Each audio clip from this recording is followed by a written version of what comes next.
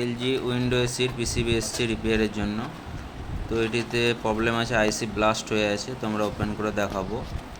এবং এর প্যানেলেও half display, প্যানেলে সব সুইচ কাজ করছে না। তো দেখতে পাচ্ছেন এখানে আইসি ড্যামেজ আছে, তো আইসিটি আমরা চেঞ্জ করব, পরবর্তীতে আমরা দেখাবো।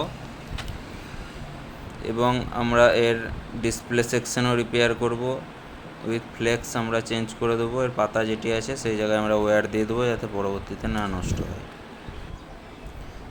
তো দেখতে পাচ্ছি আমরা এর একটি পয়েন্ট খারাপ ছিল, সে কারণে বোর্ড থেকে আমরা ওয়্যার বার করে দিয়েছি ইনপুটের, এবং এর ফ্লেক্স বদলে আমরা তার দিয়ে দিয়েছি যাতে এটি পরবর্তীতে নষ্ট না হয়। তো ফ্লেক্স কিছু টাইম পর পরে নষ্ট হয়ে যায়, অনেক দিন চলার পর ময়েশ্চার পড়ে যায়। দেখতে পাচ্ছেন এটি ফ্লেক্স বা পাতা, তো এটি অনেক দিন পর নষ্ট হয়ে যায়, মানে অনেক সময় চলার পর। তো কার্বন পড়ে যায় অথবা টানার কারণে ছিঁড়ে যায়, নষ্ট হয়ে যায়। তো দেখতে পাচ্ছেন কমপ্লিট কাজ করছে অল ফাংশান এবার ডিসপ্লে এরিয়াতে। তো আমরা কমপ্লিট দেখাবো এতে এর প্যানেলে লাগিয়েও। তো ফ্যানও কাজ করছে, ফ্যানের যেই স্পিড ভেরিয়েশন হচ্ছে। তো আমরা এবার লাগাবো কমপ্লিট, দেখতে পাচ্ছেন আমরা লাগিয়ে দিয়েছি যেরকম আগে সেট আপ ছিল।